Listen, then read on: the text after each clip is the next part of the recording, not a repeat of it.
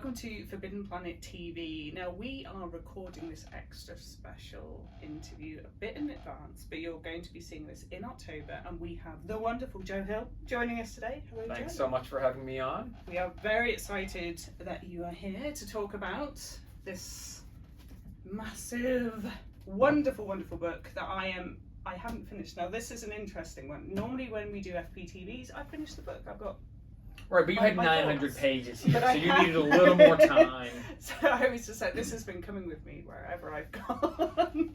And I am loving it, I have to say. Thank you. So it is absolutely well worth the 900 pages. I didn't know it was going to be that long.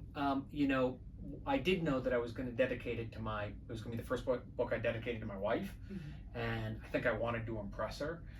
and you know the trouble a guy can get into when he decides he's going to set out to impress his best girl. Mm-hmm. So, yeah, it wound up being a whole lot of story piled on top of story. I stuck everything I know about writing scary fiction into it.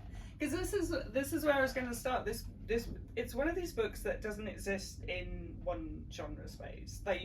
It's not just a horror, but it obviously has amazing horror elements. It's not just a fantasy, though. There is a huge hulking, scary ass dragon. So, was that something you were conscious of doing? Like, I am not going to be put into a box. I'm not just going to exist in this space. I'm no David Mitchell, okay? Something like Cloud Atlas is outside of the reach of my abilities. But I did look at Cloud Atlas, and I love the way that Cloud Atlas is 5 different novels. So you've got sort of a 70s crime thriller. You've got this kind of comic adventure about a desperate old man hiding out in an old folks' home and then discovering he's trapped there. There's a story of nautical adventure, and I did think, realizing that I don't quite write at that level, I still thought I could do a book that's actually almost like 5 slim horror novels about the same set of 6 friends, and so one of these stories is an air disaster thriller where there are some people on a 747 traveling from New York to London, and there's a dragon outside the plane. They're watching through the porthole windows as the dragon battles F-16s, and so that's one story. There's another story in there that's a sort of terrifying Indiana Jones style plunge into a troll's trap-filled cave. And then between these sort of larger chunks of stories, there's sort of these almost like short stories about our friends, these little interludes. And one is like a desperate attempt to save survivors from a building collapse. Another is recounts a drunken brawl on roller skates. And so I was just jamming a lot of story in there, and at bottom, King Star is the story of 6 friends who smash a hole in reality in 1989 and bring a dragon through into our world and then have to live with the consequences. It's sort of like, I don't know if anyone remembers the Disney film Pete's Dragon. It's sort of like Pete's Dragon in hell. So and so we meet these 6 friends in 1989, and then the book sort of skips through time like a stone moving across flat water. And we revisit the friends every 5 years, and each friend comes into focus. It sort of has their own story and their own adventure, and we see what the moral and emotional repercussions are of them being sort of under this dragon's thrall. Did you find kind of having the span of the novel, so obviously starting in the late 80s, was it difficult to kind of, okay, now we're in this year, did they have phones yet, and what was on TV? And well, so in one part of the story, these people all get on an airplane, and one of them is brought on a bottle of champagne with a gift corkscrew attached to it.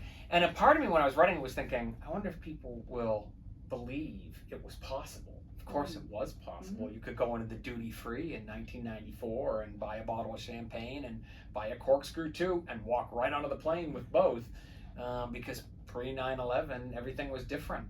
I was thinking, I read a wonderful novel by the horror writer Keith Rawson, his new book, whose name is escaping me, Coffin Moon. Yes. Yeah, Keith Rawson's new book Coffin Moon is coming out around the same time as King Sorrow. It's a great novel, Vengeance Vampires in the 1970s.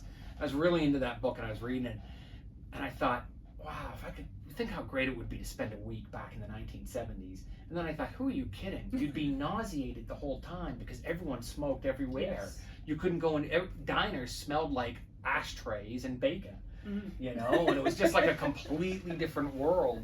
In some ways, some parts of the past are harder to believe than a dragon. No, that's fair. I was just thinking, when I first had my first part-time job, when I was 13, 14, and they still smoked in the coffee shop, and I remember coming home stinking of bags. But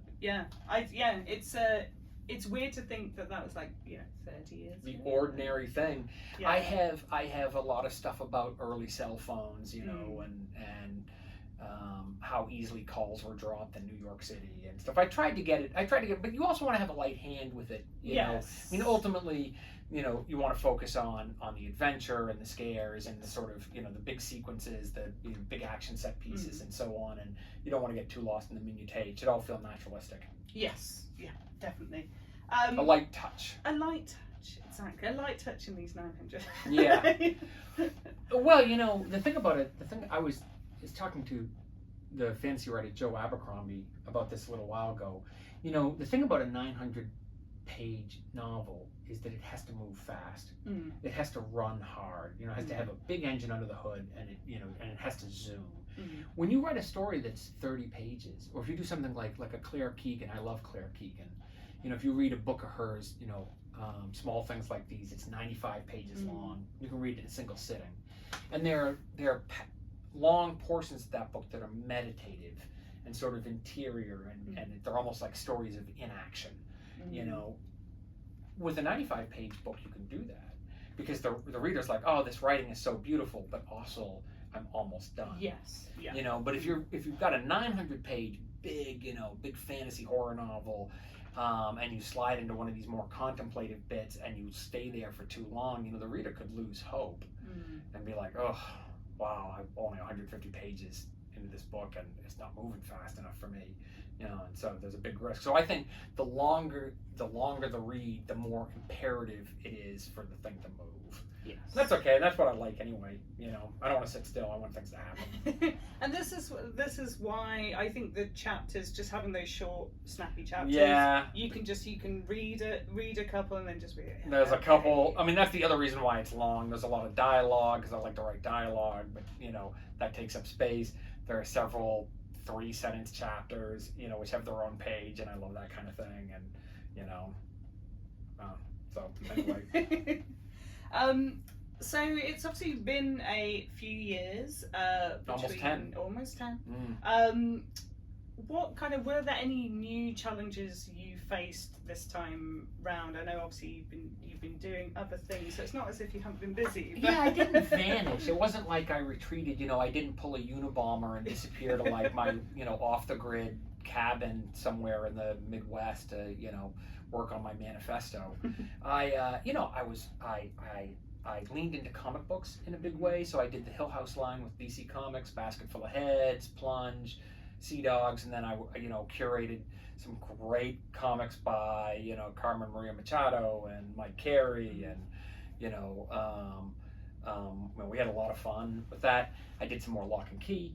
I did a crime comic called Dying is Easy. So I was doing a lot of graphic novels. I had always wanted to find out, I have friends like Ed Brubaker and Brian K. Vaughan who will write multiple titles at once. I had never done that. And I wanted to see what it was like. So I did that for a few years. I was doing a lot of screenwriting. I did a bunch of short stories and a bunch of novellas. There was, Full Throttle and a book called Strange Weather. So, I hadn't vanished.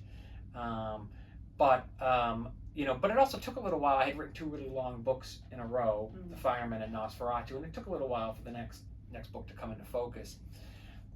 The other thing is, the Nosferatu, Fireman, and King Sorrow stand together as 3 sort of big, fantasy horror epics. And I think that's it for the long ones. I think, I decided when I turned 50 a few years back, and I thought, what do I want my 50s to look like? and I thought, I want to write a book a year. I've never been a book a year writer, and I have a lot of friends like Michael Carita and, you know, Harlan Coben, who can do that book a year thing. And I thought, I want to do that. I want to see if I can do 10 books in 10 years. And I think I can. It means not writing comic books. Yeah. And they can't all be 900 pages. You know, it means getting back to the length of books like, you know, Heart-Shaped Box and Horns. Yeah. Which has its own pleasures. It's great to be able to stretch your legs and look at, you know, have a vast canvas to work with. But there's also a lot of fun to be had in, you know, being lean and mean, all killer and no filler. I think as well, maybe there's, you mentioned like Harlan Coben authors, especially crime authors, there's an expectation of almost like one a year, especially if there's like a reoccurring like detective character or, you know. Yeah, of course. You know, it's you know, if you're writing about Reacher, you know, presumably you know the next book is going to be another Reacher novel, you know, and so at least you've kind of got, I wouldn't say those books are formula, or the mysteries are formula exactly, but you do have a kind of template, a sense for where you're going with that character. I love John D. MacDonald. I read 2 novels by John D. MacDonald every year. I think, you know, I have a kid who's a songwriter. And when he tunes his guitar, he has an app he uses on his phone, and that's how he gets his guitar in tune. And I have certain writers I read, and it gets my ear in tune. That's kind of like, I feel like that's my app for tuning the instrument. And John D. MacDonald is one of those writers. I read a couple by him, and he wrote about Travis McGee, you know, this beach bum who became enmeshed in, you know, one crime after another, and you know, and I feel like, you know, John D. MacDonald knew what he was doing when he do the next Travis McGee novel. It was going to be a little bit like the last Travis McGee novel. So it's harder when each book is sort of its own, you know, spinning off and doing its own unique thing. You know, but that's okay. That's why I get paid the big bucks. There you go. And there is about certain authors. I know, like my dad reads a Lula Moore every year. Yeah, good for him. I'll Those are good find books. him like, you know, like dusty old copies in whichever secondhand bookstore. But there is something nice about, I feel the safe expected with pleasure. this author. Yes, the expected pleasure. You know, I love the crime novelist Anthony Horowitz, and my wife and I listen to an Anthony Horowitz on audio every single year. Yeah. You know, those are terrific mysteries, and I love the way they're constructed. Richard Osman, he's another one, those Thursday Murder Club books. My wife and I listen to one of those every year. Richard kindly writes one, he produces one every year. He not so kindly publishes them right around October, which is when my book comes out, thus stealing a crucial slot on the Sunday Times list. So I'm less crazy about that. But as a reader, of course, I'm always grateful to have those books, have another one. Yes, absolutely. Let's discuss some of the characters in King's Horror. Yeah, let's do it. There's a huge bunch of characters. There's an amazing kind of array of characters as well. And let's start with Arthur. So, Arthur Oakes. Yes. Yeah. Where did he come Arthur is a student at Rackham College. He has something of a knack for languages, so he's you know, good at picking up a new language. And he is, when we meet him, he is in his senior year at Rackham College. He is determined not only to go to Oxford, but to later to be a Don at Oxford. Arthur was mixed race, and his dad, who was a black student at Oxford, was denied a chance to teach there, and Arthur thinks probably, you know, racism figured in somewhat. And when we meet Arthur, he is the senior volunteer librarian at his college's library, and his mother is in federal prison for a protest against you know, nuclear arms that went awry and ended in a security guard dying. And so on a visit to his mom in the federal pen, he runs afoul of some local scumbags, and he soon finds himself under their power, and they force him to begin stealing very valuable books and literary documents from his school library's treasure room. Most really high-end libraries have a treasure room where they have signed first editions or letters from notable authors.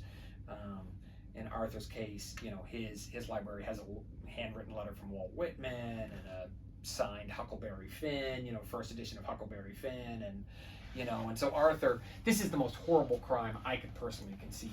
Yeah. Arthur is blackmailed into stealing these valuable books to protect his mother in prison. And Arthur also has this friend group. He has 5 buddies: Colin Wren, Alison Shiner, the battling twins Donna and Donovan McBride, and Gwen Underfoot, who is not in the college, but who her mother is a housekeeper for one of the other students.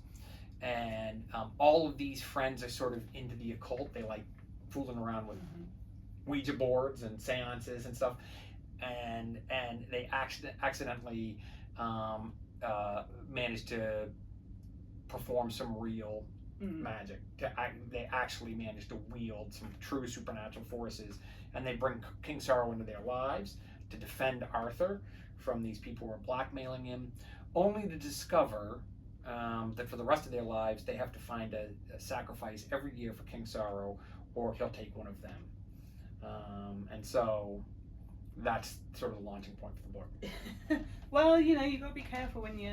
Be careful what you wish for. Exactly. Yeah. And I have to say that one of the, like you said there, one of the most shocking things early on was the idea of suddenly these rare books just going missing. Oh, isn't it the most awful thing It's just like, oh God. ever? I mean, the only thing I could think of that would be worse would be shoplifting from Forbidden Planet. Yeah. You know, that's... Montague. Yeah. Yeah. No, so, yeah, you know, and there's a lot of stuff about the power of books to change lives in King Sorrow. That's sort of a subtle thing that we keep circling back to, you know, usually for the better, but occasionally for the worse. You know, I mean, you can't grant, you know, if literature, if fiction can improve a life, if, you know, if a good book, beautifully written, that, you know, tells you something about humanity, can lift you up, surely it's also possible that some books can do the opposite. You know? Yes. I suppose... Mein Kampf. Yes. Right? I mean, like, you know, that's the kind of thing we're talking about. I mean, yeah. You know, yeah. And the whole idea as well of the book being covered in human skin, obviously. Right. Arthur winds up stealing a book, the Enoch Crane Journal, which is an example of anthropodermic bibliophagy, which is a fancy term for a book covered in human skin. And it was sort of fun researching these books. There are, in fact, 5 or 6 in New England. You know, and the one thing which is disappointing is, you know, I love Sam Raimi and I love the Evil Dead films, and you know, you get the Necronomicon, and there's like an ear sticking out of the side of the cover of the book. Unfortunately, books bound in human skin look like books bound in any other kind of leather. You know, that the hide has been tanned and treated just like any other leather, and it just looks like another leather bound book. So that's a little disappointing.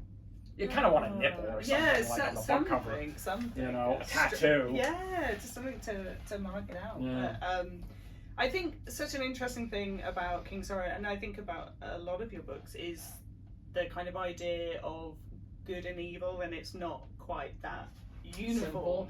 Well, one thing which was fun, another inspiration for the book was Donna Tartt's The Secret Histories. You know, which also begins with 6 extremely close friends doing something terrible and paying the price for it in college. And then I thought about the Donna Tartt book, but I also thought a little about the sitcom Friends. You know, in some ways, King Sorrow. In some ways, I'm like, King Sorrows is like a season of Friends reimagined as a horror film instead of a comedy. You know, and I'm not highbrow enough to really pull off The Secret Histories, but I can kind of do Friends. Where were we going with this? What was the question? What was the? I derailed myself talking about Friends and The Secret Histories. The good versus evil. Yeah, I thought it was sort of interesting to take these lives across 25 years and, you know, see who faced adversity and tried to make themselves better, and who was happy to make moral compromises and what that did to them. I mean, I also sometimes joke that King Sorrow is about how my generation fucked up everything, you know, because they really are sort of like, you know, they are representatives. The whole crew is sort of representatives of. I even did a thing where with the 6 characters, they're each at a different point in the political spectrum. So you have one character who's far left, one character who's far right. You have one character who's sort of middle left and sort of genial middle right. You have one character that's sort of a tech utopian libertarian of the sort of Elon Musk, Peter Thiel variety. And then you've got another character who actually doesn't care about politics at all. It's totally indifferent to politics. The sort of person who thinks no matter who you vote for, you always get the government. So, and that was kind of interesting to sort of see how they changed over the years and who became more extreme and who became less. You have people who are friends in one part, and then 5 years later there's tensions between them, and exploring the romantic and sexual intertwinings and all the rest of it. Yeah, it's fun. Which character for you changed the most from when you were first your first inception of them and then to the end? Well, I'll tell you who changes the least. Okay. The character who changes the least is King Sorrow. the great worm, the great serpent who is, well over, he's like 3,500 years old, and he's got a good sense of humor. He's he's a classic sort of smog class dragon, who likes this like Smog, likes his riddles, and likes trash talk. He's also a little bit like a London cabbie, and I think it's reasonable for him not to change very much, because actually 25 years for him is a long weekend. When you've lived 3,500 years, what's 25? So yeah. Who changed the most? I feel like that would be telling. Yeah. I suppose, like we said at the start, I haven't finished yet. I'll tell you what. There's a brother and sister set, Donna and Donovan McBride. They're twins, and when we meet them, he is a far left hippie, pot smoking hippie, who in a presidential election writes in Willie Nelson because Willie Nelson is going to legalize pot. It's 1989. And his sister is the head of the campus conservative club, conservative women's club. And she would have voted for George Bush twice if she could have. And one thing that I think is interesting about Donna is, as the book goes on, her journey somewhat mirrors the journey of the American right, which I think to a degree has become more conspiratorial, more paranoid, more sort of more extreme, more sort of on the internet, less kind of like the compassionate conservatives of the George Bush years, kind of more, more comfortable with a certain amount of thuggishness, perhaps. But also you have to try to write about each character fairly, even if you don't necessarily agree with everything about them. And Donna goes through some stuff. Donna and Donovan are abducted by a paramilitary organization that wants to claim the power of King Sorrow from them, and that experience is life-changing for both of them, and pretty intense, and is one of the big set pieces in the book. You can imagine that would happen if the military could get their hands on any kind of... One guy who's a representative of the American government says, that essentially they have the power of a dirty bomb in their hands, and that Donna and Donovan don't really pay fealty to the United States of America anymore. They bend the knee to the king, So anyway, yeah. You would. Who would? Well, what self-respecting military wouldn't want a dragon as part of their armed forces? I mean, it's pretty kick-ass. What can we say? Well, and no big spoilers, but King Sorrow offers to sign up. He offers to become. All he asks in return is Nebraska. He's happy to join the military armed forces in any capacity they like, as long as he can have Nebraska and everyone in it. Okay. Yeah. So. Is there a reason why? Well, I think he talks about it'll be surrounded by barbed wire so no one can leave. They'll have baseball games, but at the end of the baseball games, the pitcher for the losing team will be publicly beheaded. He has other rules that he's gonna enforce. Anyway, that one doesn't work out. It turns out Nebraska's a no-go. Oh, Nebraska's not on the table. Fair enough. I mean, they should do the same. I always think like footballers get paid too much, and they should really prove it or lose it. So. Like, $2 million just to kick a ball around, I never really.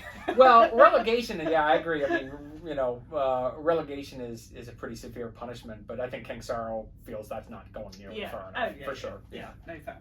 You can get on board with some of these things.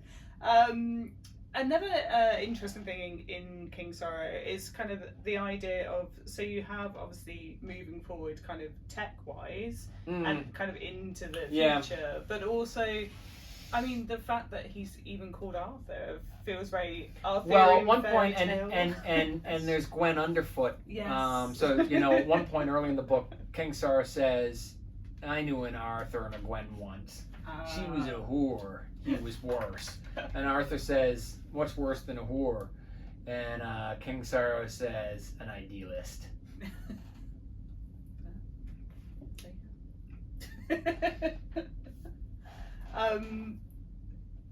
Do you think then, like with those kind of, I suppose, is it almost slightly anti-technology as well? I'm slightly. Old. I wouldn't say that I'm a technophobe. I'm not, because I'm not phobic about technology. I just feel sort of insulted by it and annoyed by it, And I think I am, as I get older, I am starting to get a little curmudgeonly about, I mean, I've gone back to listening to my music on records. I listen to vinyl instead of, using a streaming service, and I just bought a typewriter. It's getting scary. Oh wow! Okay. So I mean, I guess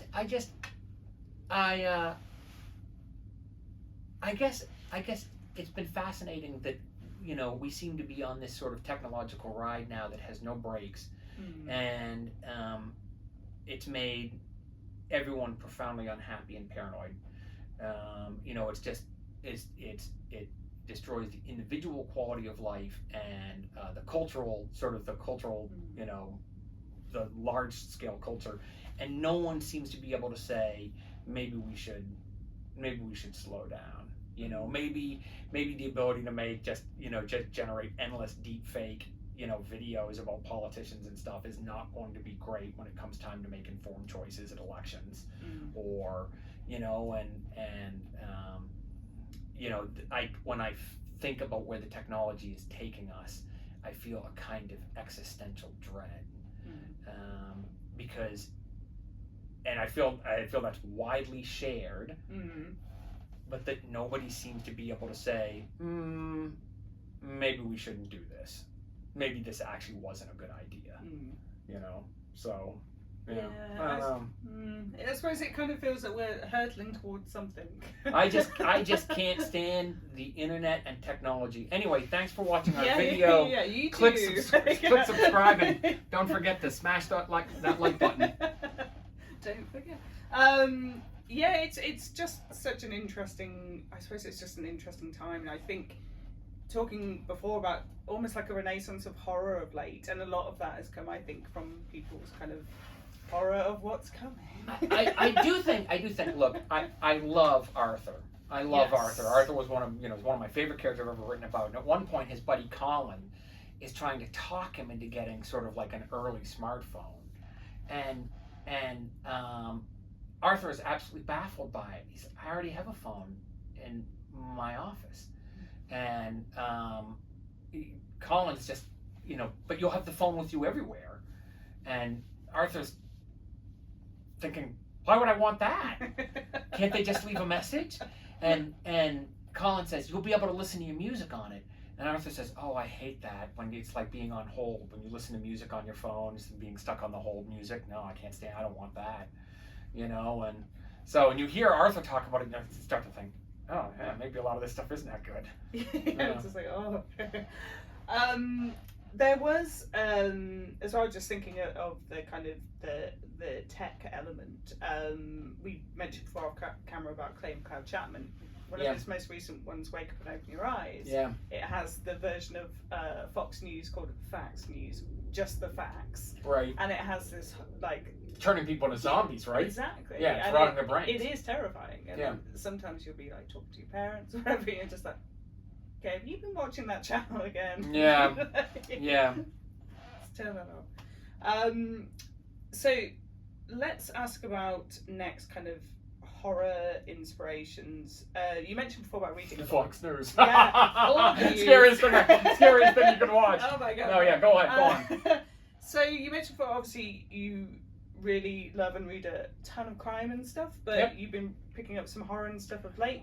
It is a great time for the genre. There's just this, you know, it seems like there's just been this endless parade of great horror novels in the last couple of years. I'm completely blown away. I mean, you know, there's Tananarive Dew's The Reformatory, which is just so big and humane and scary. It's set in a version of the Dozier School for Boys, which was an infamous school in the South, where, you know, a lot of black kids were sent there for the most minor of infractions or imaginary crimes, and then they never came out.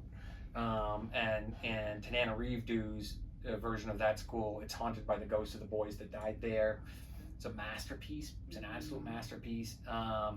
There's Richard Lang's Rovers, which is a vampire story set during the bicentennial in America, and it's just written like, you know, the writing could cut a diamond. It's so sharp, you know. And actually it pairs very well with Keith Rawson's new one, Coffin Moon, which is also vampires of the 1970s, and you know, is also just so beautifully written and so much fun to read. So those have been some good ones. Nat Cassidy's When the Wolf Comes Home. Yeah. That's a great one in the sense of the first 100 pages feels like the original Terminator movie, only with a werewolf instead of, you know, the Terminator, instead of Arnie. But actually the book is a lot weirder, it's a lot scarier and stranger and more daring than that, and you know, and you know, expands into something a lot wilder. And so that's one of the great horror novels of the year. Between Two Fires by Christopher Buehlman, terrific medieval fantasy horror set during the Black Death. God has abandoned us all, and the devils are coming up from hell to create a new kingdom on earth. I was talking to someone about the book, and I was saying the book almost reads like, you know, those medieval tapestries where people were walking around and they have fish for heads? You know, it feels like a medieval tapestry brought to life. That's strange, you know, that surreal and horrifying. So, yeah, it's just a great moment. Yeah, so much choice, and it's great to see as well. Lots of other publishers are now picking up horror, so there seems to be horror just, We've gone through the period of horror's disgrace. So there was a time in the 80s when horror had its own section in the bookstores, and there were all these paperback originals with really garish covers, and they had the kind of covers where it's raised, so there'd be like a skull with an eyeball popping out. You can kind of move your hand over it and feel it. I love those. Actually, Grady Hendrix has curated a line of paperbacks, the Paperbacks from Hell, that have brought back those kind of garish covers and those, you know, reprinting those sort of, you know, gross out classics of the 1980s, which is a great thing to see. You know, it's great to see someone championing those books. And of course, Grady's doing some great stories himself. Oh yeah. But then something happened, and I'm not exactly sure what, and horror became a kind of disreputable back alley of publishing, and the horror sections disappeared from bookstores, and then the thing was, you didn't write horror, you wrote supernatural thrillers. Yes. Yeah. You know, or like dark fantasy. Dark fantasy, right? You didn't write horror; it was dark fantasy, exactly. And then I'm not sure exactly when the worm turned, but in the last 10 years, you've seen horror sort of explode again as like one of the most exciting, you know, tributaries of the publishing river. And I think some of it has to do with what's happened on the film end. There's been sort of this elevated horror stuff like Hereditary and Midsommar, It Follows, you know, Smile. You know, horror is very big on the screen. It's actually, post-pandemic, it's one of the most reliable sort of, you know, ways to pack a theater. You know, is people still want to go and gather together to be scared in the dark, which I think is wonderful. You know, so it's kind of like horror and superhero films are the two things that are really the sort of the two prop engines of the theatrical experience right now, and of course that's bled over into publishing. Yeah, no, definitely. I mean, there's been some tremendous. I mean, we mentioned before about Sinners and stuff. I mean, that was probably one of my films of the year. Probably the film of the year. You know, and you know, I think it's great to see, and you know, I enjoy writing it while it lasts. Eventually, horror will be, you know, unpopular again. And then, you know, instead of writing horror, I'll be writing dark fantasy, but we'll know the truth. Yeah, it's it's all marketing. It's all repackaging. It's fine. So coming towards the end of the interview, so what's next? Obviously, you've got your tour coming up for King Sorrow in a couple of months. Right. The Black Phone 2 comes out at the same time that King Sorrow drops in stores. I actually just saw a cut of the Black Phone 2. It's scary as hell. Okay. I think people are going to love it. So Scott Derrickson and C. Robert Cargill killed it. Did a great job. So those two things are out this year. You know, I mentioned earlier that I had made this decision to be sort of a book a year writer. You know, not to step on anyone's PR, you know, release or anything, but there'll be another book in October of 2026. It's all done. It's in the pipe, and I'm already looking past that to the book that'll be out in 2027, and you know, we'll keep rolling for a while. We'll hold you to that. It's a plan. It's a plan. I'll be in Forbidden Planet so much you guys will get sick of me. Every year, at least once. That's right. And to finish the interview, so what films, TV shows, what things are you looking forward to that are coming out soon? So films, I'd like to see Weapons.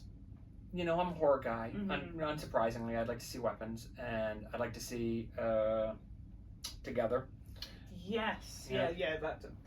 I'd like to see the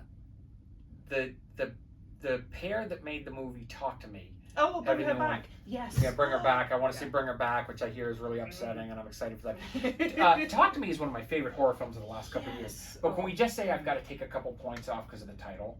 Because the film is about these people who use like this occult severed hand to summon ghosts into our world. And so they bring this hand to parties, you know, and all these teenagers are into using the hand to let a ghost briefly possess them and stuff. And how did they not call the movie Talk to the Hand? Yeah, I know. I mean, come on. It was. Were they thinking at all? But so yeah, so Bring Her Back. I really want to see that. I'm excited for that. In terms of what I've seen recently that I thought was pretty good,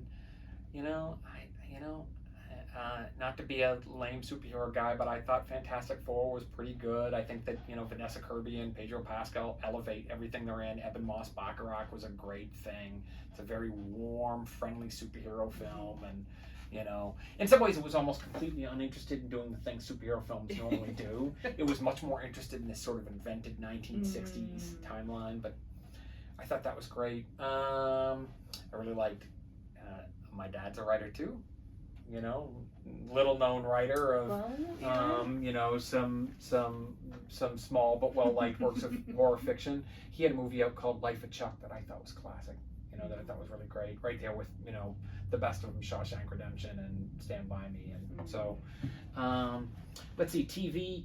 The next season of Slow Horses will be out soon. Yes. One of the all-time, and I loved Andor. I thought, Andor, who would have thought that Star Wars was going to give us such an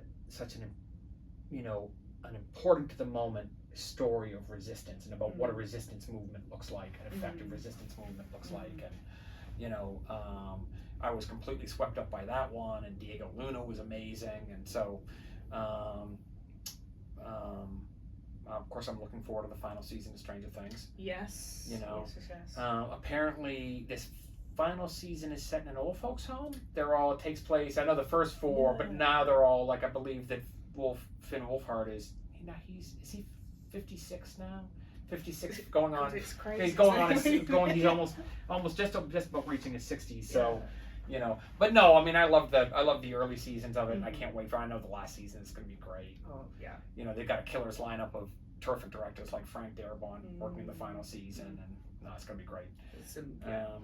So yeah, that's the books and films and got Alien Earth as well.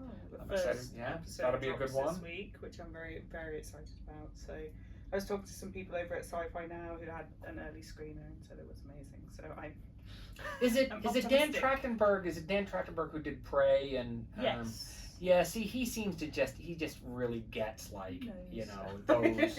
He really gets those franchises, and so yeah, I'm excited to see that for sure. Should be very good. And I can't remember. You probably don't have the opportunity to game at all, do you? Well, no, just old person games. You know, I mean, like it's just old. I really like Horrified. I mean, like you're talking when you say game. When people say game, they mean video games. They mean electronics. Yeah. Oh. But I don't really. Okay. I do a lot of like board games and stuff. I think Horrified is a great game system. It's an outrage and a crime there isn't yet a Blumhouse Horrified expansion that uses characters from The Conjuring, and there should be, Annabelle should be in there, and they should have Bagul from Sinister and stuff. They want to stick the Grabber in from The Black Phone, it's okay with me. I love Horrified. There's an older game called Splendor that I recently discovered. Splendor is great. Splendor is basically Ticket to Ride with a different gaming, a sort of different Ticket to Ride with a different skin on it. Yes. But that's pretty great. Yeah. But these are, like I say, this is not sort of like the new Grand Theft Auto or whatever. Yeah, which is gonna cost an extortionate amount of money when it finally comes out. But there is a range of board games. So I keep seeing it. I think it's called like Final Girls, and they do different ones. Yeah, I have Final Girls. I haven't played yet. It's supposed to be great because there's so many spin-offs and so many obviously different universes. Well, and also they did. There's a Jaws board game which I played a whole bunch of times, and I love that. Wow. It's very well made, and the same company did The Goonies, and they did E.T. And all those games are great. Yeah. All those games are really well designed. I don't know if my only knock on them is I don't know how replayable they are. Right. You play them 4 or 5 times, and then I think you're like, oh, okay, I've got that one. So that would be sort of the only knock on that. But they are totally worth those first few plays. Yeah. No, that's fair. I just picked up Flamecraft, which is. I have to say, when I go to Forbidden Planet, the first thing I do is I go to the board game section. We have the gaming section in there. That's what I really dig. And I own a lot more board games than I have time to play. Yes. But I never saw an expansion of Horrified I didn't want. And I buy a lot of games. I buy a lot of games with like these 80-page rule books and stuff, and I don't know what I'm thinking. I'm like, when are you gonna read that? But I can't help myself. One day. Yeah. One day. When you've done the next. Well, I probably buy 4 books for every one I read. Yeah. Because I'm a slow reader, but I can buy books real quick. Yeah. Oh, I know what I want. I'm a master. I tell you what, I'm a master of buying. I go walking in, bringing a big stack of books up to the counter. It's just getting the actual time to read. Real problem. Well, thank you so much, Joe, for joining us today. And for anyone at home, there will be signed copies, and there will be signed copies of King Sorrow landing in October. And if you're around on Halloween, Joe will be in the London store Come see me. Dedications. Do you draw pictures? Everything? I have a pretty good dragon doodle, but I can't promise to give one because it takes a little bit longer than my other doodles. Okay, fine. So yeah, but I've worked out a pretty decent little dragon. Okay, you might get a dragon. Maybe. But do come along if you are in London. But yes, we will speak to you soon. Bye. Bye. If you're enjoying watching Forbidden Planet TV and you're enjoying watching us talk to the world's most interesting and accomplished filmmakers, authors, artists, musicians, creators, subscribe right here. See you soon.